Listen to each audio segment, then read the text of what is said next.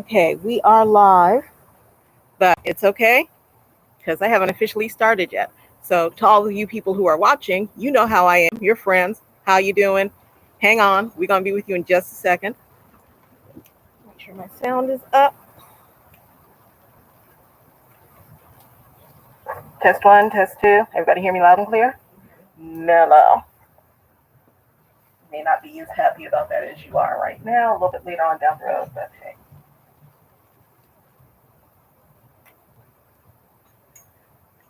So, for those of you who have not been here before, here's the rules. Make noise.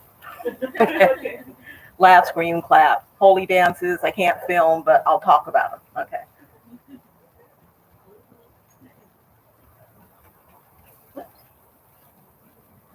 So we will get started in a few minutes.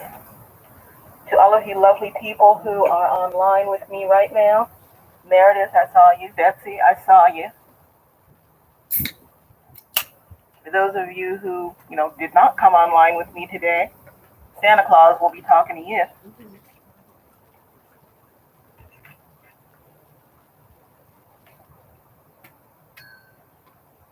We're good.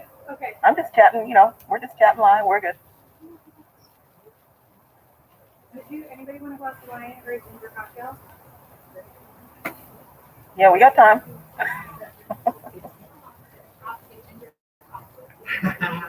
We both want a ginger cocktail? No. I do have sparkling water too. Okay. I think it's lemon or lime. Okay. Wait, I'll leave this here. Hi, I'm Shane. Hi, Nate, your name is in the book twice. I want you to know that I spent 20 minutes tracking it down to make sure I spelled it right. Because we were doing the edit at 3 o'clock in the morning. I'm like, wait a minute, this doesn't look right. So I'm going to help. If it's misspelled, my apologies. Hey, the effort, it's about the effort. Sure is. The vast ancestry appreciates the extra 20 minutes that you put in. 20 minutes? Extra few hours that you put in. Thank you. Get that abalreya. I didn't say it was good. That's what it's in the book. I'm not saying it. Oh.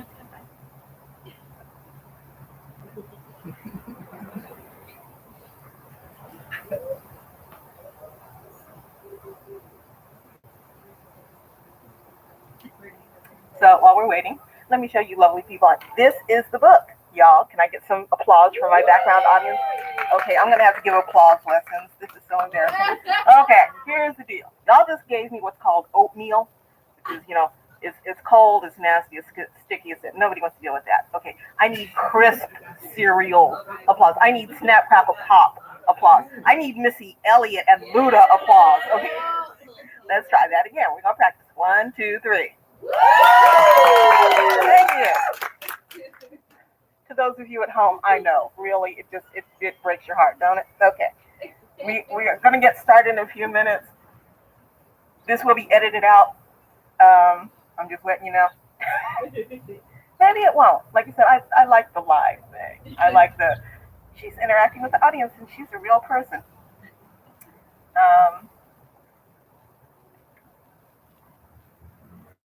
So y'all just talk amongst yourselves while we're doing this. Hi, everybody. Hey. Hi, everybody. Really? That's what you got? Brought the whole crew for you. Okay, well, they said if the crew is noisy, fantastic. If the crew is not noisy, then, it doesn't mean no Welcome to my friend's show, everybody. Yeah, because I've been hearing about y'all. I've been hearing. I have been hearing about y'all. I didn't say what I had been hearing. I just said I've been hearing. So, Nate, you know the repertoire almost better than anybody else. You got something you want me to start with? I hope there's an eventual inclusion of leaving the building. Which one? I would go from the top. From the top? You want to hear all three? I think all three All should three? be eventually. And I don't know about a starter. I feel like maybe that one will be better. Oh, no. You don't start that. That's what I'm saying. We don't start that, but that's just my one. That's my only request. Okay. Just for you. But, we cannot do them back to back because that's just a little bit too much for some folks. No, fair play, fair play. Okay. And there are a couple. Actually, there's a couple I don't think you've heard. Then please play it up. I said I think.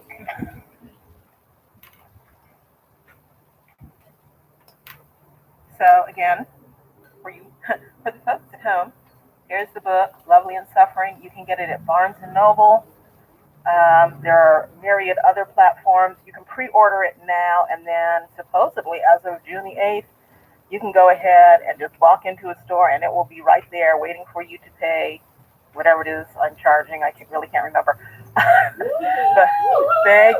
So I do have copies for the audience here. If you guys are interested in purchasing one today, that's Mellow. If you have purchased one online, as I know you have done, at some point we'll get together and I will scribble my name on it because, as my friend Farhad said, his grandchildren are going to college on what this book is going to be. So, okay, we're up. We're running. We're good. We're about ready to start. So, let me hear some preliminary noise. There we go. This is the official live debut of this book. We did the virtual launch Wednesday. Okay, so this is the official live. I have been working on this book, or I worked on this book for a year, and just about lost what was left of my mind. I don't know why you're laughing low. We all lost it a little bit. I want, first of all, some mad applause. Shane, raise your hand. Mad applause for this person right here who kept me sane. This book is more hers than it is mine, because without her being in my way when I needed somebody to be in my way and staying out of my way when I needed people to stay out of my way, this book would not have gotten done. So one more time for Ms. Shane Harmony. So I'm standing up here and I'm like, okay, because I got to tell you, we worked on this book so much. Oh, major shout out to Sierra. Excuse me. Sierra Melker and Doriana Viti, who worked with me on this book. I'm not even going to tell you about the hours we put in on this thing and the late nights and everything else. This is out of Red Thread Publishing, which is Sierra's publishing company. Look them up online. Support this person. She is doing extremely important work. So, Shane, I lied. We're going to have to start with the song because otherwise I just won't feel right. So, we're gonna play. Oh, I know what you want to hear. You're easy. But we're going to play, you pick it, I play it. So, here are the categories. Jazz, blues, show tunes, folk tunes, gospel, country. That's enough for y'all. Okay. So when I say go, don't talk to me. Talk to each other and figure out where I start. Okay? If you guys can't come to a complete and total agreement, I get to make a choice. I'm arbitrary, so, do your thing. Gospel. I have heard nothing from over here. Great, gospel. I don't know why I talk to you people, but okay. So, okay, that's fine. I got something for y'all. We're gonna do a little group participation number. Yeah. See what you get? Okay. Repeat after me. Swing down, chariot. Swing down, chariot. Stop and let me ride. Stop and let me ride. Swing down, chariot. Swing down, chariot. Stop and let me ride. Stop and let me ride. Rock me, Lord. Rock me, Lord. Rock me, Lord. Rock me, Lord. Calm and easy. Calm and easy. I got home I got home on the other side. on the other side. That's all you have to remember. Okay. I got the verse. So here's the melody. Swing down, chariot, stop and let me ride. Sing that for me. Swing down, chariot, stop and let me ride. Okay, next line. Swing down, chariot, stop and let me ride. Swing down, chariot, stop and let me ride. Rock me, Lord, come and easy. Rock me, Lord, Lord, come and easy. I got home on the other side. I got home on the other side. Okay, so you guys are going to sing it twice with me. Then, to get you under. So, okay, so you're going to sing it through twice with me, and then I'm going to hit the verse, and then we're going to go back to the chorus. I just taught you guys the chorus. We got this, okay? Yeah, for those of you who have some sense of, put your hands together, snap, clap, do whatever, okay? Swing down, chariot, stop and let me ride.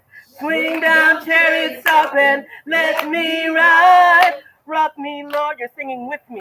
Rock me, Lord, come and easier. I've got home on the other side. Sing. Swing down, chariot, stop and let me ride. Good.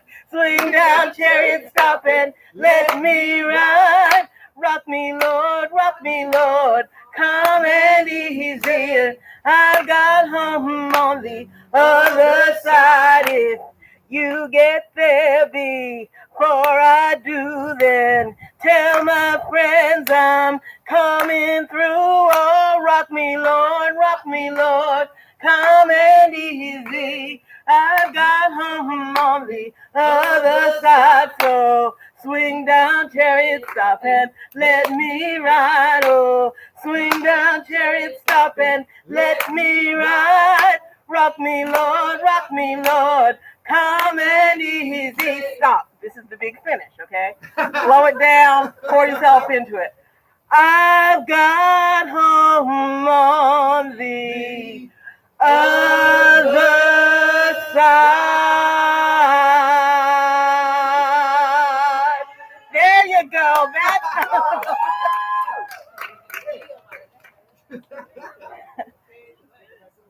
Yeah, blackmail videos coming out of that one. Okay. So to open up, we're going to do the title track. I'm still thinking in music terms. What the heck? Poetry, music, it's all the same thing. The title track. Now, this is probably not, and this is a departure for me. This is not the only time you'll hear the titles, because when you go to my website, if you go to my website, which is www.stwinterrains.com, there's a little section that says, want to hear an individual poem? Can't remember what it is? Just give me a couple of words, but I'm going to give you the titles anyway. This is the only time I'll be playing fair, Ride the Wave. This is called Lovely and Suffering for Jillian Carter Goff. I want to stop dreaming their names. I want to stop breathing their last words. I want to stop washing my hands for 20 seconds of what's going on, and precious Lord, take my hand. I want to stop sitting on conference calls, numb or crying, because another fake 911 lynching murder was top news when I turned on my phone. I tell a lot of lies about allergies these days. I want to be able to call Brianna's name without aching and being sick, crying for 2 hours. I need people to stop reminding me that Jesus was a rebel. Jesus was a warrior. Keep my Savior's name out of your mouth if you cannot use it properly. I am exhausted. In the search for just a bit more calm, just a little more reason. I am not out of patience. I am finished being patient. I am tired of warning you to learn the difference. There is nothing more volatile than a Black woman who has made friends with both her beauty and her pain. And we are lovely and suffering right now. We are lovely and suffering right now. We are lovely and suffering right now.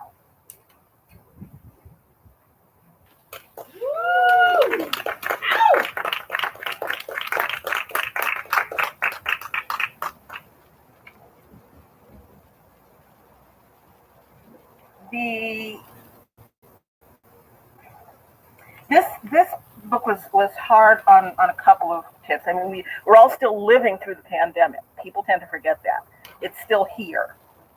But this was only ever meant to chronicle just that first tense, horrible, backbreaking first year. Okay. Somebody had said to me, it looked like there was going to be some light at the end of the tunnel around the end of February, I think. There were some reports. And somebody said to me, oh no, we've got another 5 years of this. And it's like, oh no, you have another 5 years of this. I'm not going to make it through. So a lot of these songs, or a lot of these poems are about getting through, trying to get through. And then a lot of it is because, we had such a wonderful leader formerly.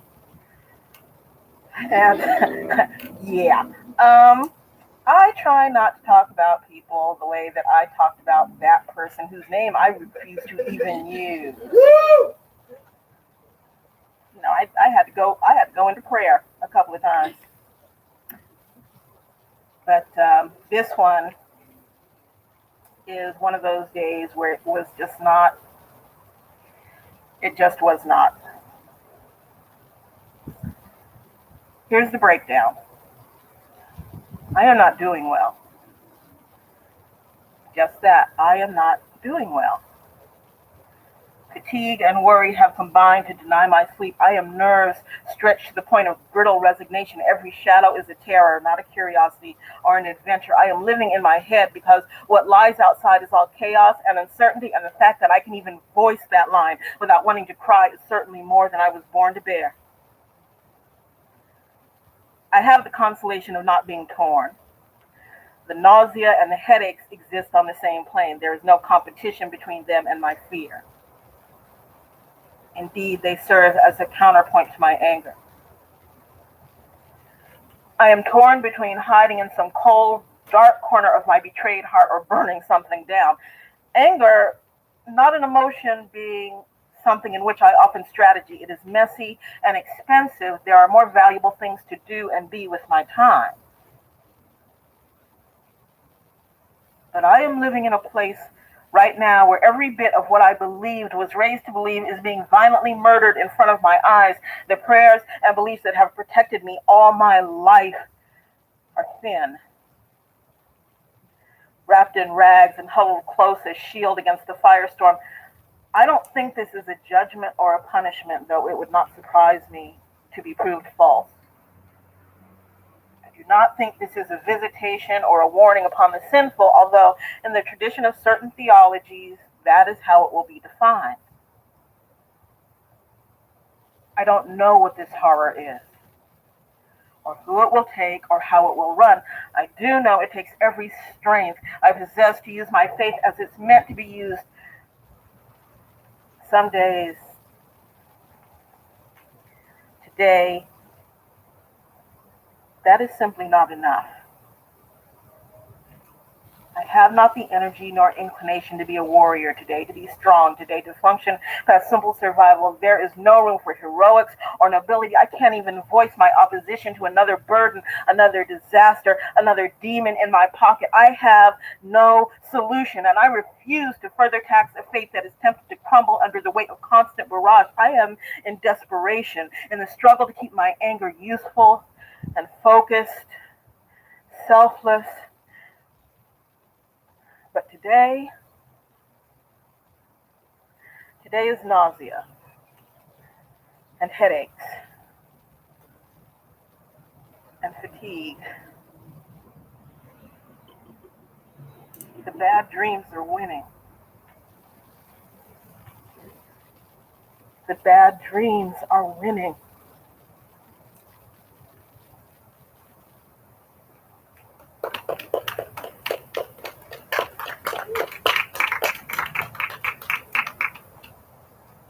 So, in a complete and total switch of attitude, because that's just where I am. That's right. Get your emotions together. We're on a schedule here, people, okay? Shane, this one's for you. This was a conference some years ago. He and I hit it off right away. Laughed, rolled eyes, sent notes during the dull and boring bits. Every break, every lunchtime, he was right there. Smiles and praise for the points I made, the conversations I held, my way, my words, my wit. Now, I'm not blind or egomaniacal. I know when I'm lighting and being delighted in. I know when I'm lit Not that way. And delighting. So after the last meeting, I asked about a relationship. After running the checklist, of course. No ring, no possessive exes, job, a good vocabulary, dress nice, and his mama lived 8 states away. For the first time that week, he stopped looking me in the eye, hemmed and hawed, and then said, "You know, you're obviously intelligent, interesting, admirable. I'm flattered, truly. But we can't date, because you're not a size 8. He went on to repeat, "I'm flattered, really, but I couldn't let my boys see me with you. It's well known that I like my consorts thinner, but I like you. I really do." The moral of this story? This is why Stacey Abrams isn't vice president. Nobody is talking about this but the sisters, and this sister is going to break it down so that even the folks in the back can understand. Stacey Abrams gave us the numbers to turn Georgia blue. 800,000 votes, 800,000 possibilities, 800,000 freedoms, 800,000 voices of people that had been gerrymandered, ignored, Jim Crowed into submission, never really considered useful or human. She gave us those numbers, but the only number she got back was 100. Not as kudo for the level of excellence achieved. Not measurement of the gallons of blood, sweat, tears poured into this campaign, not a count of the hours spent weekly making sure Georgia did what we all needed, pleaded, begged for it to do. No. It was the number of pounds they told her she had to lose if she wanted to be seriously considered for a second chair. Don't get me wrong. This is not a diatribe against thin women, light-skinned women, women with what my grandmama used to call good hair. In the words of my street cousins, girl, I ain't mad at you. This is about a woman of accomplishment, of moment, of power, who, regardless of all that cred, is defined by her body shape. And yes, social politics say it's wrong. And 10 out of 10 folks asked will deny and take offense and say, of course it doesn't matter. But that 100 has a lot to do with why Kamala Harris is in the White House instead of the woman who just literally helped save the free world. It's not as if we haven't been told, don't know better. Let me run it for you again. We know the truth. Society has got to stop equating weight with morality. Stop equating weight with beauty. Stop equating weight with effective or intelligent or, you know what, just stop. And by the way, this social phenomenon is restricted almost exclusively to women and zeroes in on women of color. And now that we've brought it up, let's talk about the color of her skin. Too dark, they whisper behind closed doors. She's good for the field and the kitchens, but don't put her in the parlor lest she scare the white folks away. And yes, that is exactly what that means. Sis can't pass the blue vein test. Blacker the berries, sweeter the juice, be damned. On the national stage, it's still, if you dark black, get back. To the kitchen, to the fields, to the places where you might be heard but can't be seen. They said, she's got that mammy look. Oh, Lord. Not the mammy look. Because in between that and her hair, yes, her curly, natural, probably hard to deal with sometime hair, she never had a chance.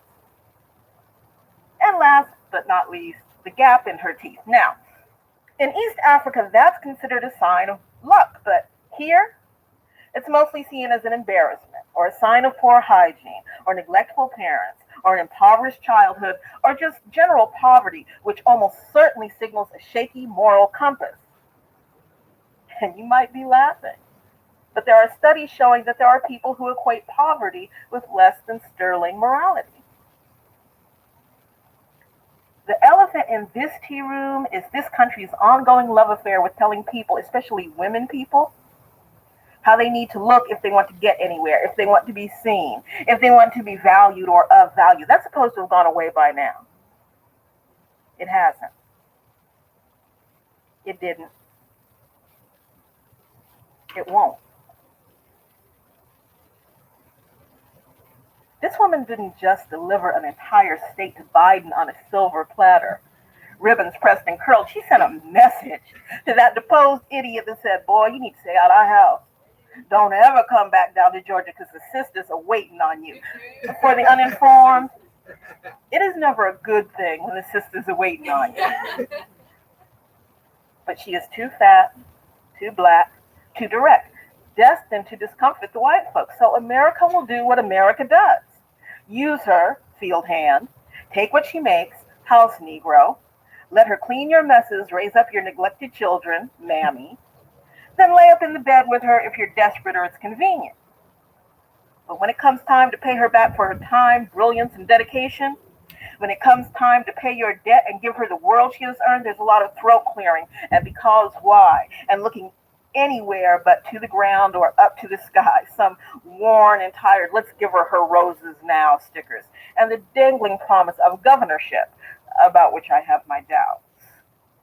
Yes, she is fascinating, and yes, you're flattered. Forget flattered. You should be on your knees in gratitude. This woman kept us out of certain hell.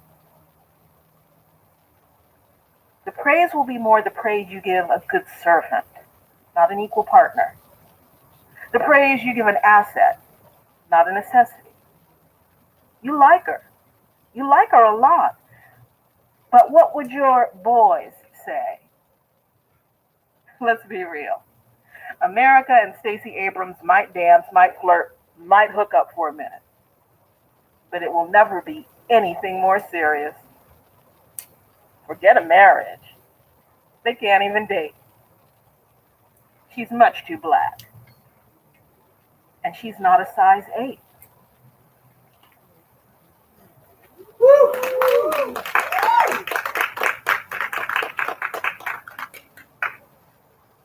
Let's see.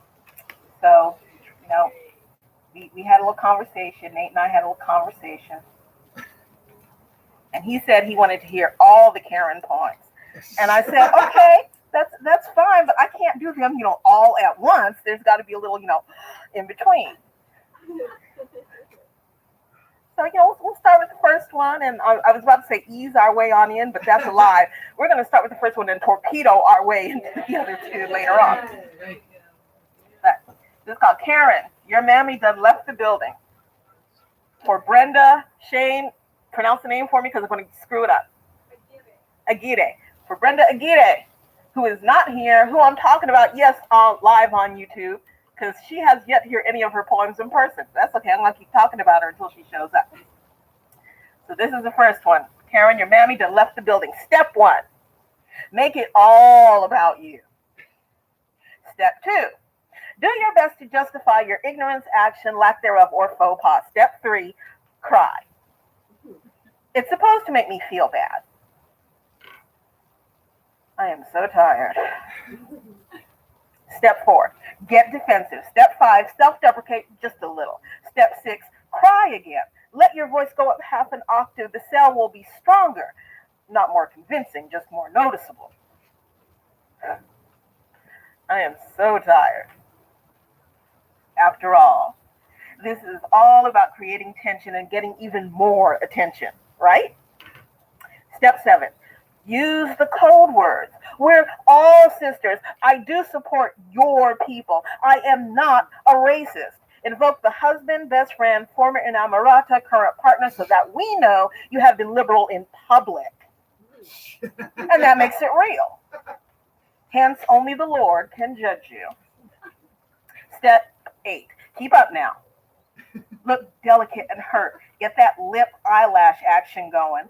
Voice clever. And step 9, cry. I am so tired. So tired. I am so tired of white women's tears and affirmations and denials and cries of no substance that cost you nothing but a little cheap makeup and some stinging in your foot where you stamped it too hard. Black and brown girls get the taste of their own tears slapped out of their mouths on the quick by aunties and mothers and grandmas who refuse to let us roll tongue and savor what the world is ready to crucify us with. We don't display those tears for just anybody, which is why when you get a sister to show them, You better get right and give your soul to the Lord, because it's about to get so deep you most likely will not be coming back alive. We have long known those particular waters are rare resource. We don't use it up. We don't drag it out for just every day. Y'all are wasteful, disrespectful, and ignorant. Splashing those tears about, wasting them on nobody cares, and shut that noise up. I can't be a sister to somebody who cries over a word or an unfulfilled wish or evidence that she is weak and wrong and not getting her way. I can't be kin to someone who so carelessly weaponizes what I had to bleed out for the right to own. Step 10, hear me, hear us, hear the voice of every black and brown sister who has done time in person, in emotion, hearts operating on maybe, hearts we've had to patch with prayer and pain and promises. Step 10, hear us. Don't nobody care if y'all cry. My sisters and I are too busy using our handkerchiefs to bind the wounds of the world. We have no time nor the inclination to wipe your face. Woo! Woo! Part two, part two, part two, part two, part two, part two, part two. I Parte heard. deep, parte deep. See, the problem with doing a live show is that there's always somebody in the crowd who's going to give you heat. It's okay. Fine. Just for you, baby. Part 2. Okay? Got it. Got it. On a scale of 1 to 10, 1 being back away slowly from the cookout, nobody needs to get hurt, and 10 being me offering physical violence to elders as I will slap your grandma and mine in the middle of Main Street at high noon for this. My irritation level is at about 45 and rising. All this crying and pearl clutching got me in a non-conciliatory frame of mind. Miss me with that noise, please. Why is my pain only validated by your distress? When black, brown women cry for their babies, why is it necessary for white tears to validate the experience? Is it because we've done it so often that our tears are invisible? Don't count anymore? Why is any conversation always at your behest? We've been wanting to talk for centuries now. Why are our lives suddenly worth taking notice? Because you finally decided to take notice? Well then, it must be important. Check it. One white woman got upset one morning, spilled her coffee, got national news, and changed legislation. We get up upset every morning, every hour of the day, spill all the tea, and get called gossips, abrasive, nasty, and non-pleasing. I was raised up carefully, well-born and well-bred, so the most I can say is that you may personally kiss it right here, because F that is. Yeah, go on and laugh, but I have ancestors to answer to, okay? Sorry, Grandma. Speaking for sisters everywhere, keep our names out of your mouths, because in case you hadn't got the memo, whatever you start, we are going to finish. Don't waste your tears on trying to impress us with your pain. We live where you only visit, and tourists, quite frankly, are not welcome. Sisters bleed, bond, and back each other up. Y'all want to eat the cake and not clean up the kitchen. Then get upset when your dainty selves catch hands or our ambitious dreams without stopping to drink at the river of your opinions. Some of y'all so weak, can't even take a Becky between the eyes. Can't get hit with the truth without crying about your stress level. Keep self-importantly screaming, you're the one making it about race. Well, yeah, because it is. It always has been. You want to call me sister? Prove you fight like I do. That's right, you have to prove it. Don't want to see your pink cat hat or your notorious RBG t-shirt. Show me oppression turned into beauty marks, like children with full bellies and laws that protect everybody. Show me relationships full of truth, not convenience. Show me your soul's tears hit the earth and birth renewable energies like gold and water and real love. You want me to call you sister? Listen to me. Stop using me. Celebrate who I am without making me use your mirror. Back me up, honor, and sing my songs too. Stop trying to be me when it suits or it's fashionable. Just be real. Do you, okay? And if that sounds like too much, well, let's put it this way.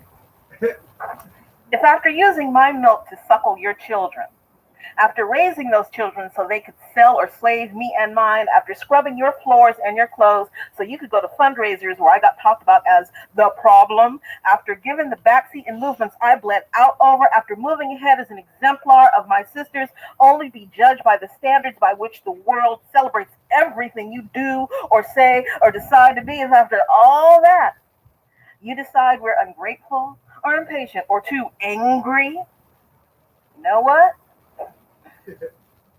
You may personally can unreservedly kiss it right here. Cause F that ass. Sorry, Grandma. Woo!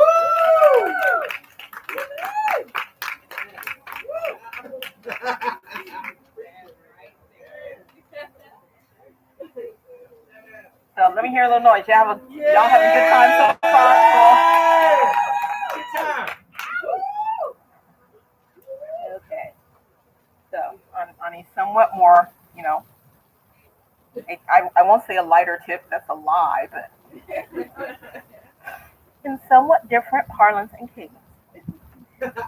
This is song for Hannah. I am trying to teach Hannah the history of music in this country, which means we have to start with slavery. With cries to God for mercy and a better place with signal songs in the Underground Railroad. Hannah wanted to know if slaves ran away because they did something wrong. Were they bad people? Then why were they running?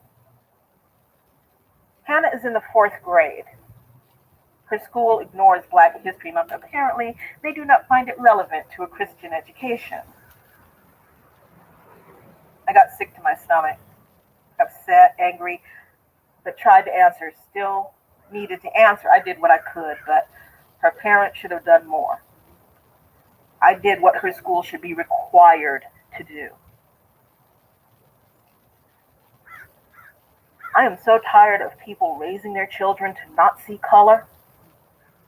In other words, not raising them to celebrate individuality, not to cherish and protect difference. I am tired of people lying to their children that we are all the same. It's not true. It's not fair. It's not what I've been sick to my stomach, heartbroken over since this time last year. I am going to use the word complicit here, and that will make some of you angry and some of you uncomfortable, but you are complicit in destroying any hope of Black America ever becoming part of America when you feed that crap to your children. You are negating every struggle, every tear, every ounce of blood spilled in trying to make a way to acceptance for any one person of color, any one Black person, any indigenous person who lives by their wits and through the souls and stories of our ancestors, the only thing that has kept us alive until now. We should all be the same legally, yes, all given the same opportunities, yes, all guaranteed equal and just treatment in every avenue, every aspect of life, but making us one angered and unwieldy lump of homogeneity does nothing but make life easier for you. Keeps away the discomfort, allows you to walk through life ignoring the reality of things. You are in service to a broken and lying ideal, not the education of your children. And it should not be my job to do your job. If you don't see color, you don't see me.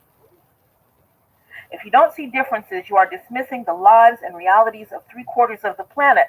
If you cannot open your heart and throat at the same time to acknowledge that I am not the same as you and your family and ancestors' lifestyle dream of the perfect place, you're not just in denial. You are spitting in the face of every child jailed, every woman raped, every man swinging from the closest tree branch in the name of the promise of equality. You are a liar, and a dangerous one at that. because you teach those lies to your children and walk away thinking you have done a good thing, when all you have done is teach them that their comfort level is more important than the truth. Fire marked the sky near Hannah's house last year. Protesters' voices rang over and through night wind. I am truly glad that she and her family are safe, that her parents kept her and her brother inside. The streets were no place for anyone's children that night. But I wish they had taken the time to stand in their yard, see the flames, hear the voices, and explain that the smoke in the air would linger because Black people were being murdered for no reason. Explain that the world is not fair or equal. Explain that everyone should be treated the same, but is not the same. That everyone should see color, respect differences. I wish they had done a better job so that I wouldn't be doing that job again right now. Hey.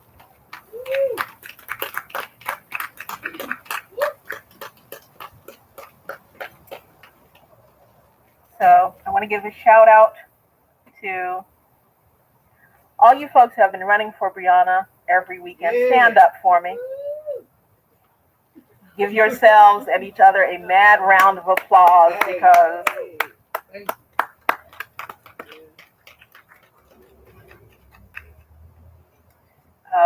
for those of you out in YouTube land, I am being honored by the presence of, what's the official name of the group? Unity Runners. And these folks run for Brianna and for others every single week. Okay, they are not letting this go, nor should we. And so this poem, especially, is for you. This is Brianna's song, lyric 2.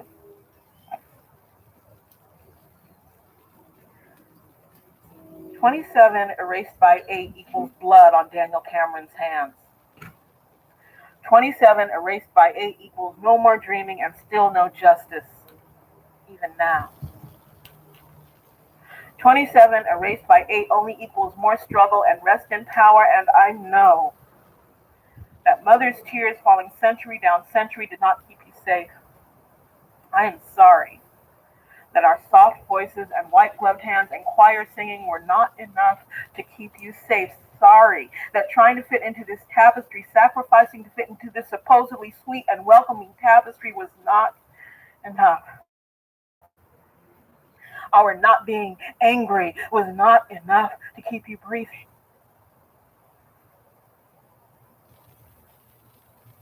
And I don't know what you had planned for your birthday, but I do know that you were a woman, not a symbol. I know that sometime you must have fussed with your hair, fussed at your man, fussed about your job, got loud with your girls, got out in the streets singing and swinging and blinging so you could forget about your day. Laid up in the bed some days watching the rain, made love, made plans. I know that as a Black woman, there were some days you couldn't take it anymore, felt like you couldn't see one more horror, but you stayed in the game. Went back the next day, you did your job. There were days when you just got tired of being a Black woman because that's what Black women do.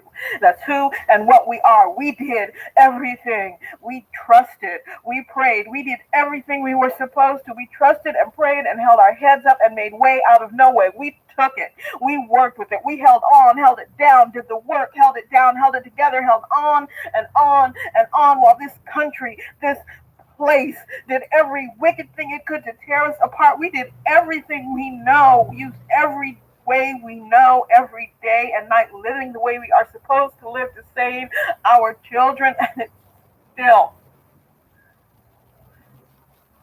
wasn't enough. Our holding it down, fighting the system, setting streets on fire, soft words, bowed heads, white gloves, swallowed humiliations and word and tears and songs and suffering wasn't enough. The way we have been told we need to live our entire lives to save our children was not enough. You were still not safe. You were our daughter, our auntie, our little sister. No, not our mother. Never anybody's mother. We tried everything. You died anyway. Right now, you are on your way to becoming an icon. Your name will go down as a martyr to the cause. I am truly sorry for that. Because no one deserves such a hellish honor. 27 erased by 8 should not equal political expedience. Cover-ups, lies does not justify or explain the dirt they tried to bury you with. 27 erased by 8 and wrong, and a mother who will never sleep again because her baby sleeps too young and forever. Why? For what?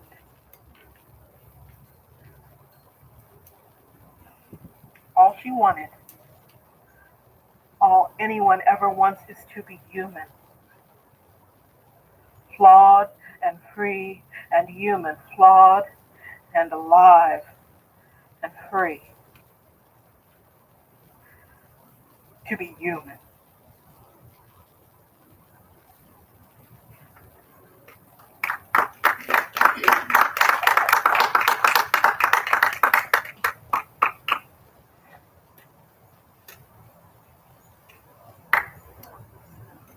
So, oh goodness.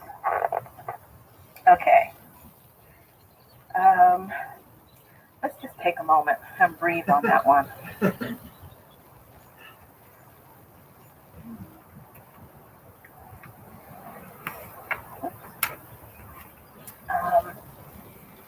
The last 6 poems of this book, let me flash the book one more time. Ta-da! Available at booksellers everywhere.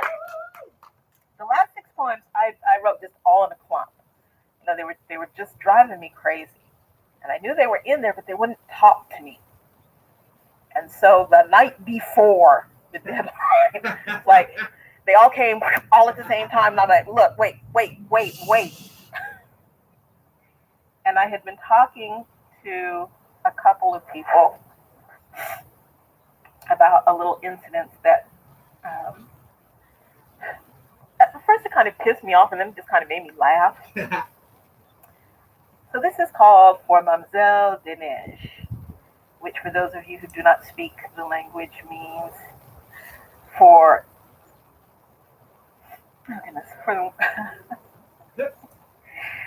for Mademoiselle of the Snowflakes, for Woman of the Snow. Okay. Yeah. Yes, I'll confess I did it. I guess I should feel bad. I pointed out an obvious truth and made a snowflake sad. I guess I should repent my ways, give my evil heart goodbye, but the devil was sitting on my shoulder, so I made a snowflake cry. All I did was point out that her Women's Day celebration billed international was missing something vital in translation. One woman of color, the rest were white, and no one lives abroad. So I pointed out the problem with this visual monologue. I did not yell or scream "J'accuse." I did not show vexation, except to post on Facebook that I needed explanation. Could someone please explain? I wrote. I did not mention names. I did not say who made the call should walk a walk of shame. I sent a private message. I said I had concerns. Poor Snowflake's soul began to melt, and I got this in return. I was unfair, and she was hurt.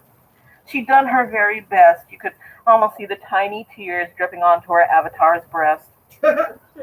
Girl, keep those weepings to yourself. I did not call your name. I didn't tag your venue or advertise your shame. You were wrong. I called you out in the nicest possible way. You don't get to be hurt because you messed up no matter what you say. But as ever the case with snowflakes, they hurt and melt and cry when they get fronted with the truth they simply can't deny.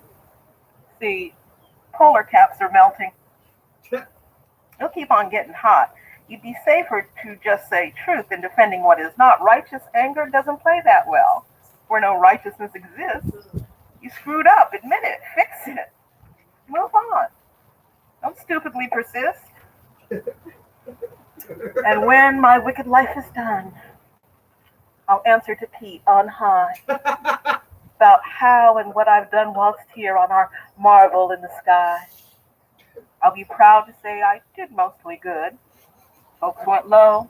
I tried to go high, but one of the best things I ever did was make a snowflake cry.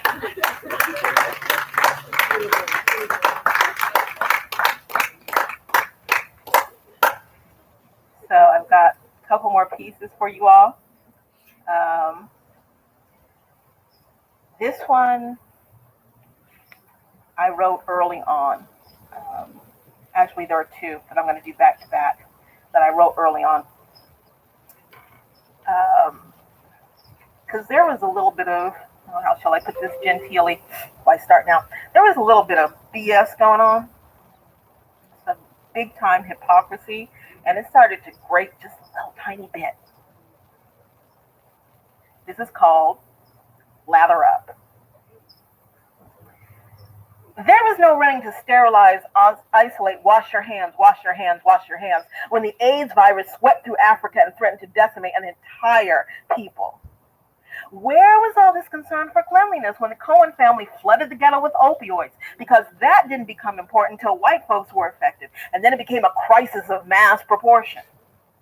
You think Dare and Just Say No would have been in effect if it had just been Freddie who was dead? No.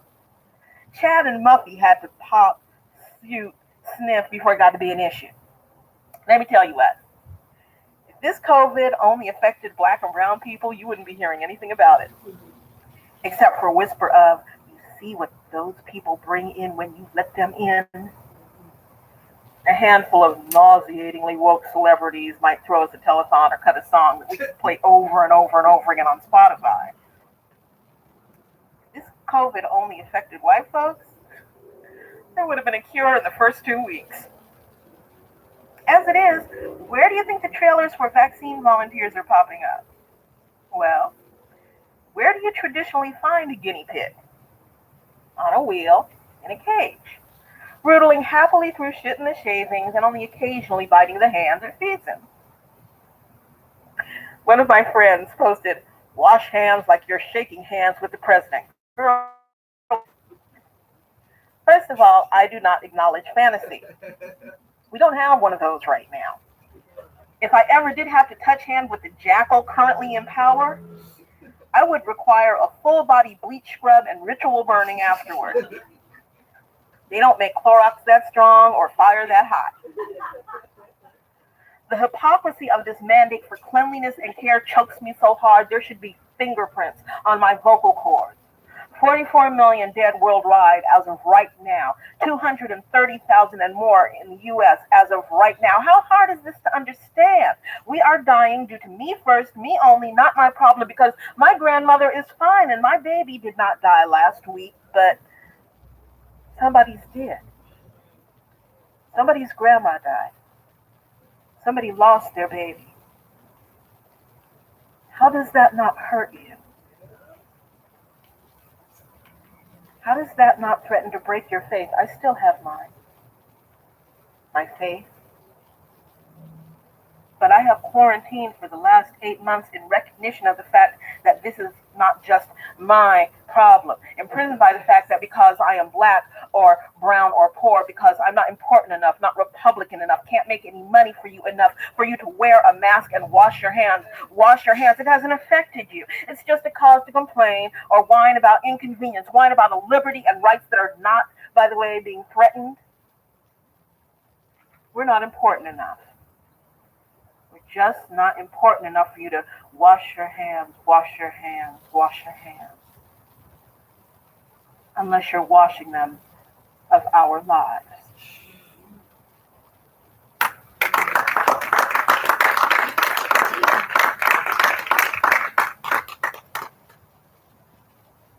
Next on the hypocrisy soul train, directive. I keep hearing we should have that conversation. We need to have that conversation. We should open that conversation. I don't remember y'all wanting to chit chat when Emmett Till was murdered by a white woman who later recanted. It was decades too late. The damage had long been done, and her apology fell on not only deaf but unbelieving ears. Where was all this need to hold salon when dogs, fire hoses, and Jim Crow ran free in the streets? Y'all talked about us, but you never talked with us. You made decisions based on what you would have done and how you felt, the usual father, master, your better is no better approach. Where was all this rush and haste for dialogue when the First Nations were murdered, displaced, slandered to make stealing their birthright seem like God's will? The Trail of Tears should be a scream in every history book, not just some barely noted whisper. Where was all this need for wordplay when Japanese Americans lost lifetime dreams and their children because paying taxes and dying in loyalty to this place was not enough to be thought citizens of this place? Where was all this need for conversation when we were begging, striking, marching, bleeding to be included in the conversation? I don't think y'all get it. We have been excluded from talking for so long that now, just because you feel it's time to open a dialogue, you get mad when we don't want to talk to you. When we wanted your attention, we couldn't get it. When we are literally dying to talk about this, you don't have or need time to stage manage the time. When we want to explore possibilities, you either tell us to be happy with what we have or what you would do in our place. You are not. You will never be in our place. And to back up, shut up, and sit down. But once it affects you, you want to converse. You want to narrative. You want to have coffee and discuss. Let me, Lord, let me calm down. Maybe not. Let me make something burningly clear. Do you understand that white solutions to black and brown problems will get us killed? Shut your mouth. Let me say that again. White solutions to black and brown problems will get us killed. Turn off your opinions. Open your ears and get used to the idea that we have thoughts and minds and solutions of our own, a way we are forced to navigate through the world that has to be acknowledged. Why don't y'all just talk amongst yourselves while we get some work done? Talk amongst yourselves. Try solving some of the problems you created. Stop preaching and pacifying. We're not children and church is over. Do you live here? No? Here's the protocol. If you're coming to our house to learn, welcome. Take a chair, pour a beverage, mind your manners. If you're coming to instruct, insist, demand the way so many of y'all do, if you are coming to make decisions for people with a voice and a will of their own, stay home. Lest we beat you to death with the table you think you're entitled to sit down at.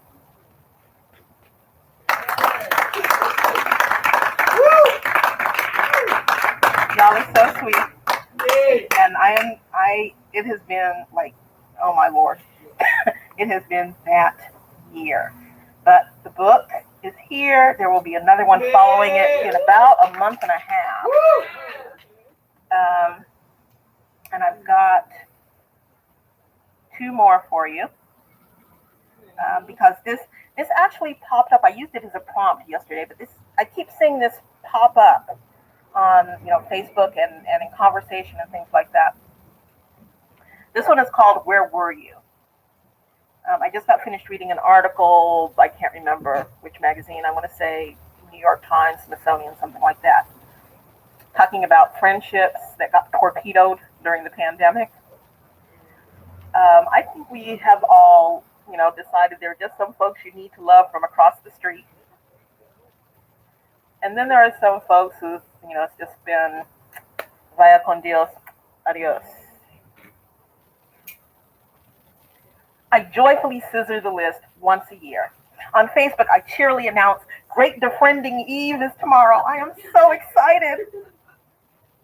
The sifting winnow ever so joyously occupies the next day.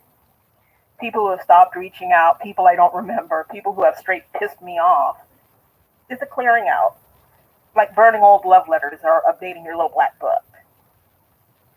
A few times a year, I definitively post, I am busily engaged in not giving a lavender scented shit about certain people today. If you think your name is on that list, it probably is. And leave folks to figure it out. But in the last 4 years, I have had to let go of people I used to love. People I heard close to my heart. People I let in my life because I found out, rather figured out. I didn't want them anywhere near who I am. Not old lovers, that's easy. Old lovers only break your heart. You broke my faith in who you were. It is not the same thing.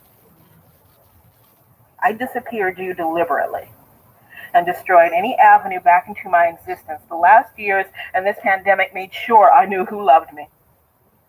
Not the, as it turns out, mistaken image of me. You feel angry and upset and betrayed.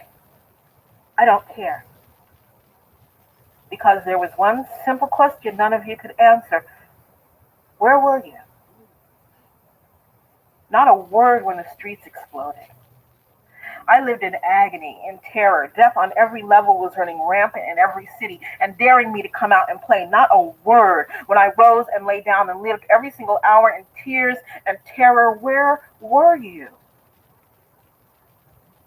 My heart was so twisted by Breonna Taylor that I couldn't breathe right. I had days when I woke up worrying that slavery was going to make a comeback. Days I stooped low, moving fast as I could because I felt like there was a target painted on my back.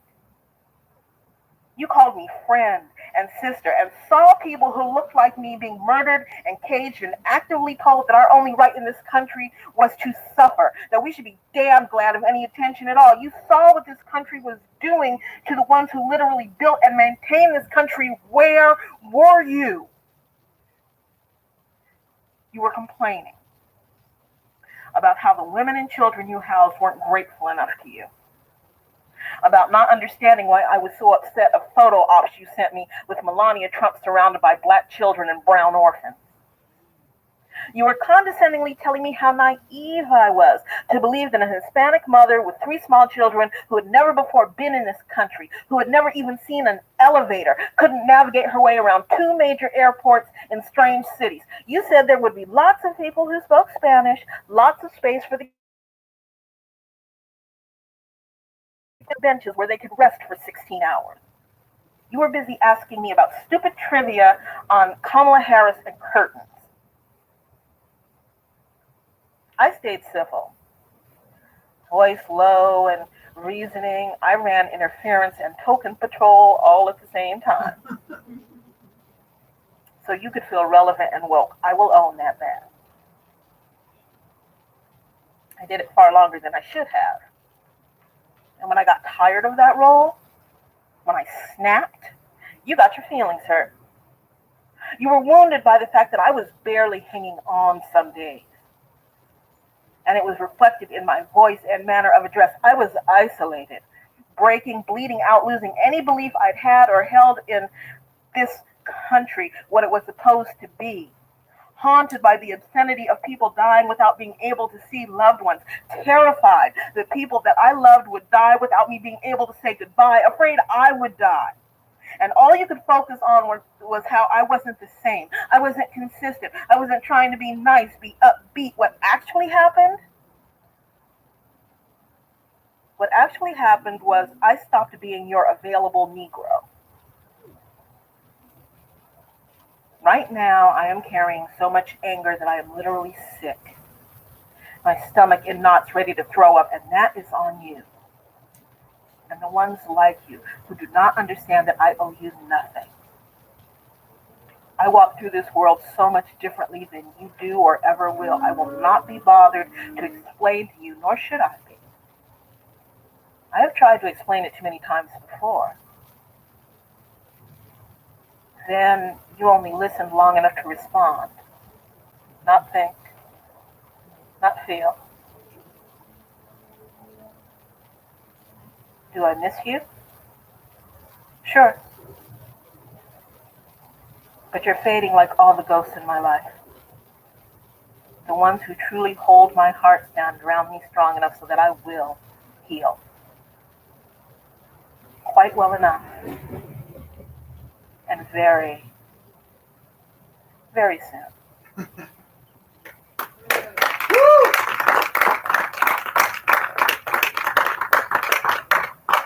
So I said I have, just two more for you. I lied. After this one, there'll be the finisher. I'm going to pitch the book one more time because I am shameless that way. Lovely and Suffering. Find it at the booksellers. For those of you out there and those of you here, if you know people who own bookstores, who, throw ladies' luncheons, who are opening, their backyard, for heaven's sakes. Okay. Anybody who wants me to come and poet, hey, I am here. Hit me up. The website is www.stwinterrains.com. You can hit me there.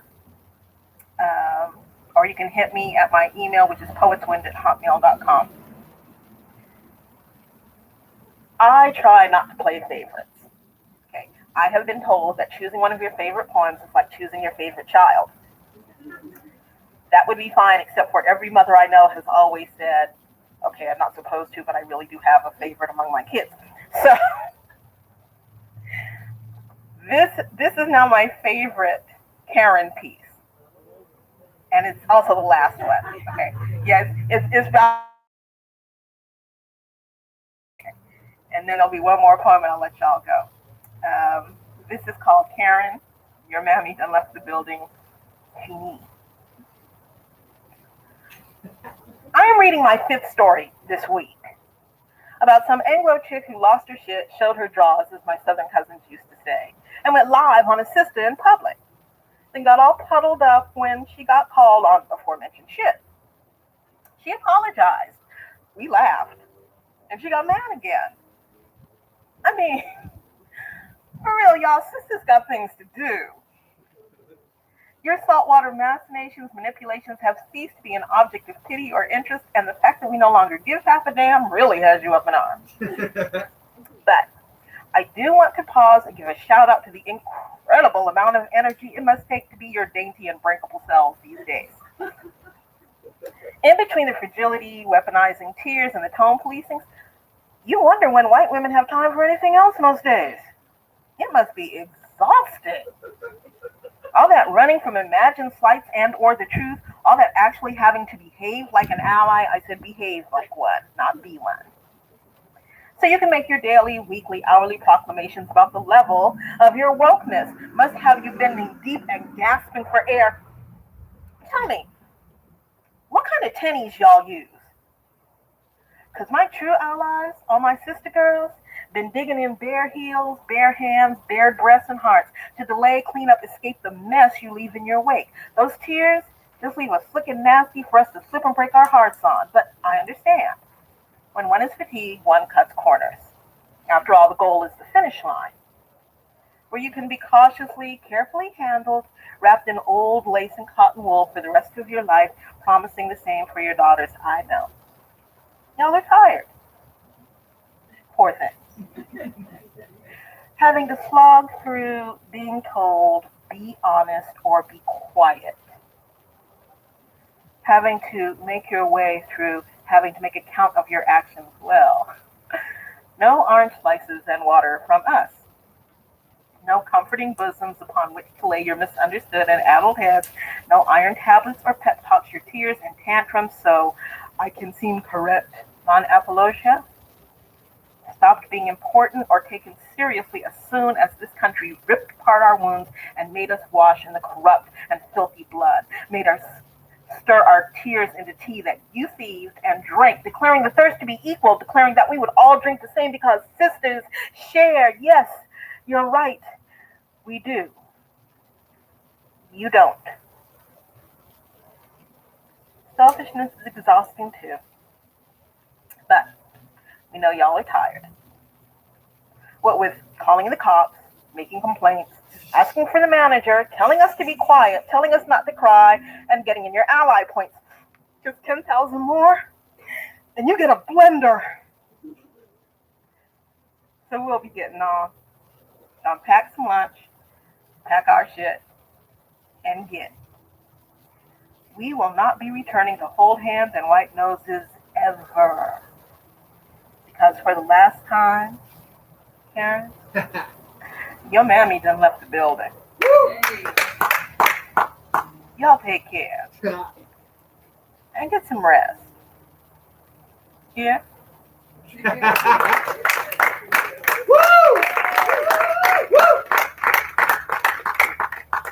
So, you all have been fantastic.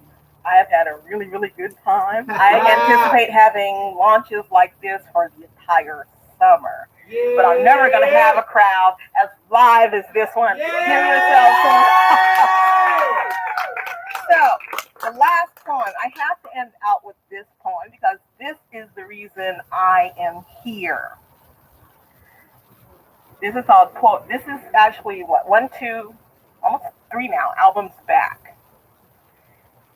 And it was the title piece of all the one woman shows I did for a long time. That now, of course, is changing. But this is the raison d'etre. This is Why Am I Up Here Running My Mouth poem. It's called Por Inocencia. Those of you who have heard it before, you know you have to make some noise. Those of you who haven't heard it before, make some noise. Okay. When you hear something you like, as I say to my audiences, you may snap, you may clap, you may do a little holy dance. If you do it up here, watch the center. It's a little weak. The usual question is why? What made you be a poet? I've heard about how death turned some people, jail time, bad fortune. I can't claim any of that. I am a poet because even at 5, you know when the Lord is talking to you. I am a poet because God laid his hand on me and said, here am I, now speak. Woo. So if you hear something in this poem you know and believe, say amen. Amen. If you hear something you don't know but want to believe, sing well. Woo. And if you don't know and can't believe, then tip your weight self and prove you can't trump the hell out of office so you have done something useful with your sorry self. I am a poet because love laid its light on my parents' marriage. They held each other's hearts like jewels, polished with 5 girls, money problems, fights, and good times, so that when my mother said no to the chemo, no to the surgery, no to the cancer, she died smiling in my father's arms. I am a poet because every 7 seconds a woman is raped, because every 2 minutes a child is molested, because every half hour somebody dies alone. And every hour on the hour, government commits genocide while big business pats itself on the back. Because I applaud innovation, but tradition is the fire at which my soul warms itself. I am a poet because my nephew smiles hang the stars. I have friends and sisters whose personal job it is in life to mess with me all the time. Woo! Because my baby misses me so bad when I'm away and loves me back home so sweet. I am a poet because using the language properly is like good sex. If you can't stroke it, kiss it, taste it, and then lay it down till it screams with every intended passion, keep your damn mouth shut. I am a poet because of Aretha Franklin, Langston Hughes, Mahalia Maya, and Dylan Thomas, Mary Evans, Sonia Sanchez, Gato Barbieri, Nora Jones, Duke Ellington, Nikki Giovanni, and Shaka Khan. Because of Alexander Dumas, Père Aphis, Raymond Chandler, Tina Marie, and Johann Sebastian Bach. I am a poet because when Smokey sang, "Let me be the clock for the time of your life," every woman in the world said, "Tick-tock, baby." I am a poet because when I was wrong, my parents did not medicate, therapy, or offer alternative behaviors. They smacked my hand, whipped my butt, and made me hold my head up to say, "I'm sorry." I am a poet because I am a black woman in a white world whose prayers to the ancestors bring down fire from the sky that I kiss into the diamonds I want to hang in your ears, because the words retard, fag, slut, nigga bitch are still accepted and recognized parts of conversation. I am a poet because Sacagawea got jacked up on the gold dollar, Cleopatra was a sister, And because rejecting European standards of beauty, I roll out every morning so damn fine that I am illegal in all 50 states and most of the U.S. territories. I am a poet because I know God, because I know he laid his hand on me and said, here am I. Now speak. Amen. Lovely and Suffering. Buy the book. Ask for coins. Visit the website. Thank you so much, you all. I appreciate your time. Everybody out there, love you to death. Mwah. I will see you next time around the block.